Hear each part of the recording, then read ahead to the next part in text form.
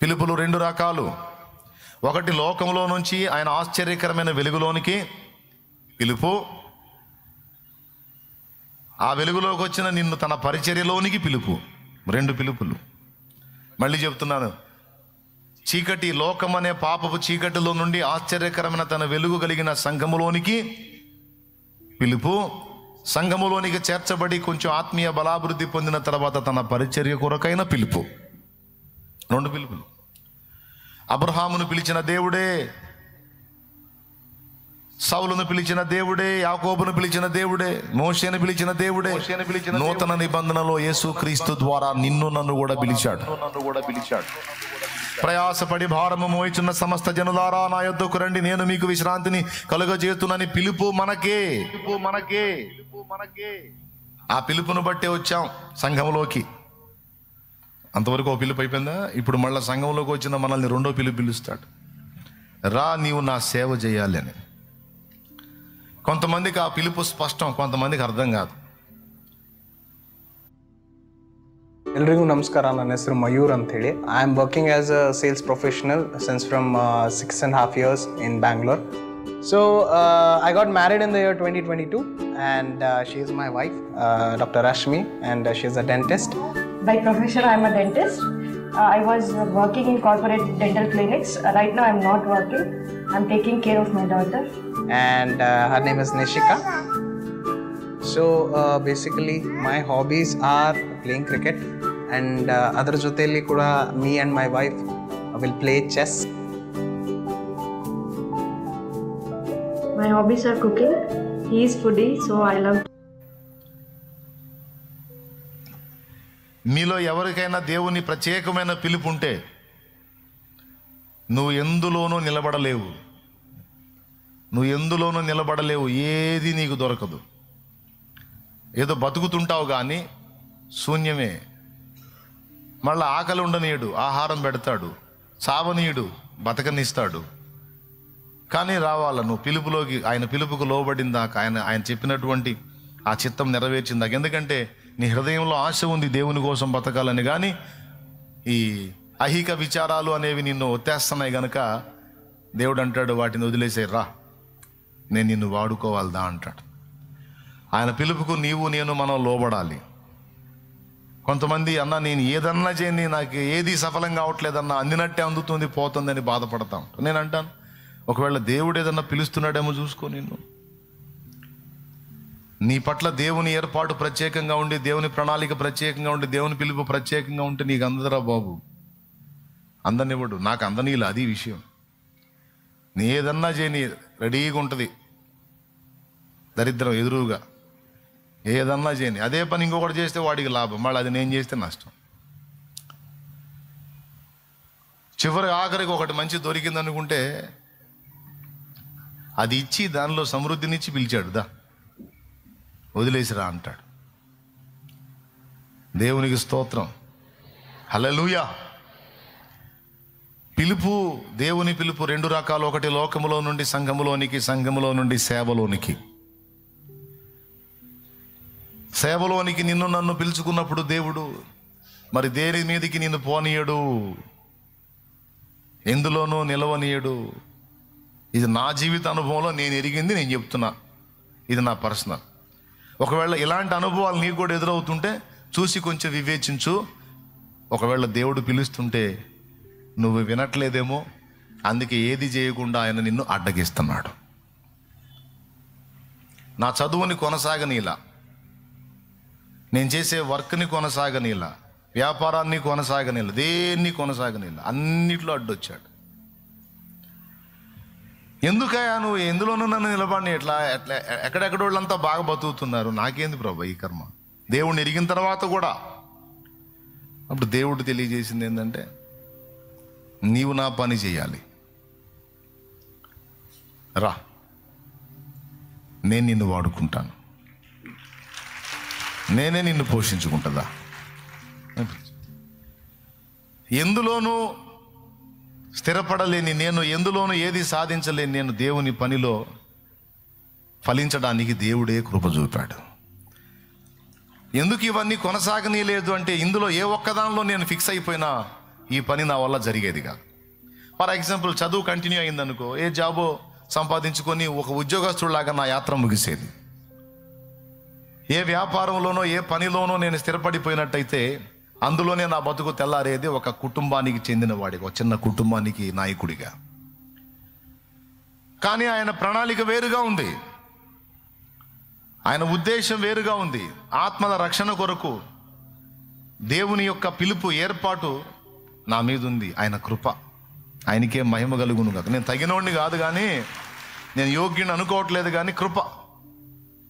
నా గుండెల్లో ఉన్న ఆశ నా దేవుడు చూశాడు, కృప ఇచ్చాడు, పిలిచాడు, ఆయన వాడుకుంటున్నాడు. యేసు నామములో ఆమేన్. వాడుకుంటాడు. హల్లెలూయా. పెద్దగా చెప్పాలి, హల్లెలూయా, హల్లెలూయా. నిన్ను కూడా వాడుకుంటాడు. కూర్చో ప్రశాంతంగా, అటు తీసుకెళ్ళి. ఆ విధమైనటువంటి ఏర్పాట్లో ఒకవేళ నువ్వు నేను మనం ఉన్నప్పుడు గమనించాలి, ఆ ఏర్పాటు మన మీద ఉన్నప్పుడు. ఇటు నాగిళ్ళు చూడండి, చూస్తారా? అటు స్తోత్రం చెప్పండి మరి. హల్లెలూయా. ఆ ఏర్పాటు ఒకవేళ నీ మీద, సోదరుడా, నీ మీద ఒకవేళ ఉందనుకో, ఖచ్చితంగా దేనిలో కూడా నిన్ను నిలవనియాడు. దానిలో నుంచి నువ్వు రావాల్సిందే ఆయన రెక్కల కిందకి. ఆ ఏర్పాట్లో, ఆ పిలుపులు అబ్రహామును పిలిచాడు. భూలోకములోని సకల వంశములు ఆయన ద్వారా ఆశీర్వదించబడినట్లు అబ్రహామును పిలిచాడు. పిలిచినప్పుడు, ఆయన అడ్డగిస్తున్నప్పుడు మనకు అర్థం కాదు, ఎందుకు అన్ని ఎదురు దెబ్బలు తగులుతున్నాయి, ఏది సెట్ అవ్వట్లేదు, ఏమిటి కారణం అని అంత గందరగోళం అయిపోతూ ఉంటారు. దానికి కారణం నేను చెప్తున్నా. ఒకవేళ ఏర్పాటు, పిలుపు నీ మీద ఉంటే ఖచ్చితంగా దేవుడు అడ్డగించే అవకాశం ఉంది, ఎందులోనూ నువ్వు నిలబడకుండా. దాన్ని గుర్తుపట్టి దేవుని ముందు కూర్చోను. దేవా, ఏంటి నీ ప్రణాళిక, ఏంటి నీ ఉద్దేశం ఏంటి, అసలు నా గురించి నువ్వేమనుకుంటున్నావు, నాకు బయలుపరచు. ఒకవేళ నా పట్ల నీ చిత్తము యొక్క ఏర్పాటు ఉంటే తప్పకుండా నేను దాన్ని నెరవేరుస్తాను. ఆ బలం నాకు ఇవ్వమని నువ్వు దేవుని ముందు కూర్చో, తప్పకుండా దేవుడు నీకు సహాయం చేస్తాడు. హల్లెలూయా. పిలిచినవాడు నమ్మదగినవాడు. ఆ పిలుపుకు నువ్వు లోబడి అడుగులు ముందుకు వేస్తే, ఆ పిలుపుకు లోబడి అడుగులు నువ్వు ముందుకేస్తే, నువ్వు గమ్యం చేరేంత వరకు ఆయనే నీకు తోడై ఉండి నడిపిస్తాడు. నాకు తోడై ఉన్న దేవుడు నీకు తోడై ఉంటాడు. అబ్రహాం విషయంలో అదే జరిగింది. అబ్రహాం చేసింది ఒక్కటే, దేవుడు పిలిచాడు, అబ్రహాము విధేయత చూపాడు. స్టార్టింగ్లో మెసొపొతామియా నుంచి హారాన్ వరకు వచ్చి ఆగాడు. తర్వాత మళ్ళా దర్శించాడు. ఏమయ్యా, నిన్ను నేను చూపించే దేశానికి బొమ్మంటే ఏడేసావేంది బ్రేక్ అన్నాడు. ఆ ముసలివాడైన తండ్రి, నేను వెళ్ళలేని పరిస్థితి ప్రభు, అర్థం చేసుకో అంటే, అర్థం చేసుకుంటానని తండ్రిని పిలిచాడు. ఏ ఊరి పేరు చెప్పాడు, ఆయన లేపేశాడు. ఇక గదులు అన్నాడు. కొన్నిసార్లు మనల్ని దేవుడు ఏం చేయబోతున్నాడో, మనల్ని ఎలా చేయబోతున్నాడో, మనల్ని ఏ మెట్టుకు తీసుకెళ్ళబోతున్నాడో మనకు అర్థం కాదు. మనం మొరాయిస్తాం, మనం అడ్డగిస్తాం.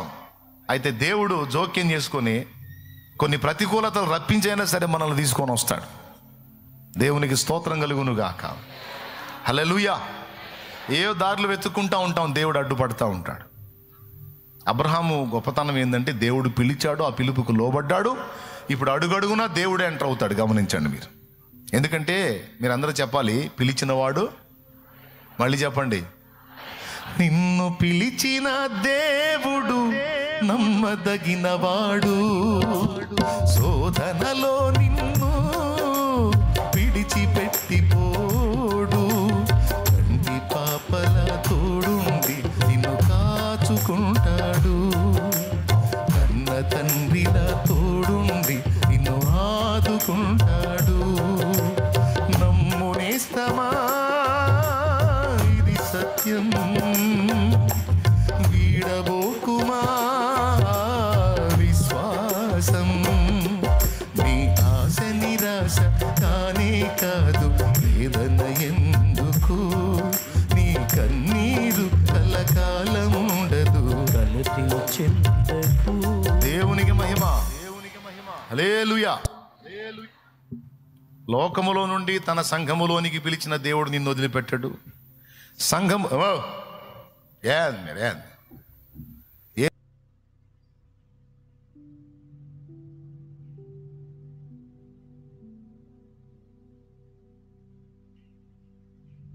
పంపిస్తా, వెనకే కూర్చోబెడతా. ఇక నాకు ముందుగా డిస్టర్బ్ చేస్తున్నారు. ఏంది మీరు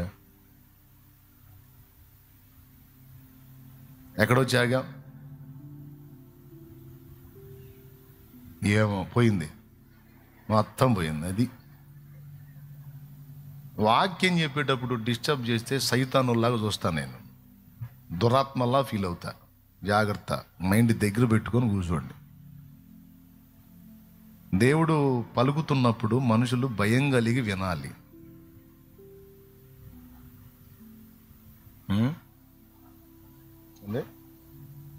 హారందాకు వచ్చావా?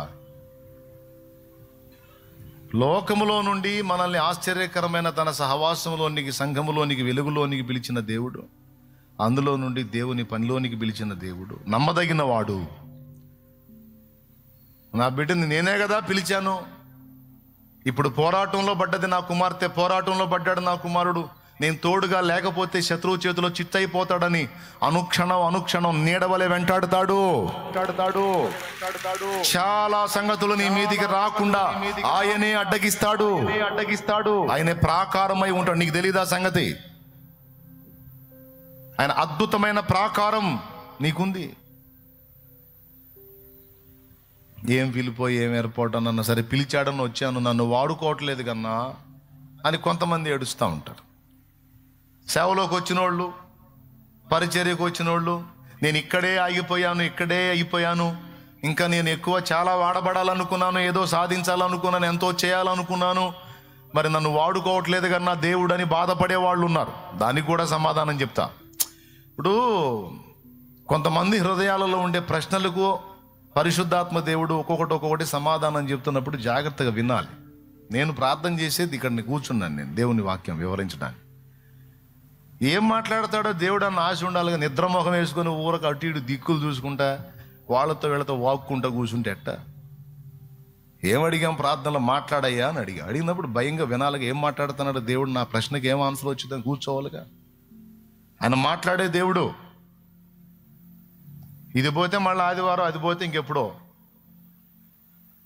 జాగ్రత్తగా వినండి.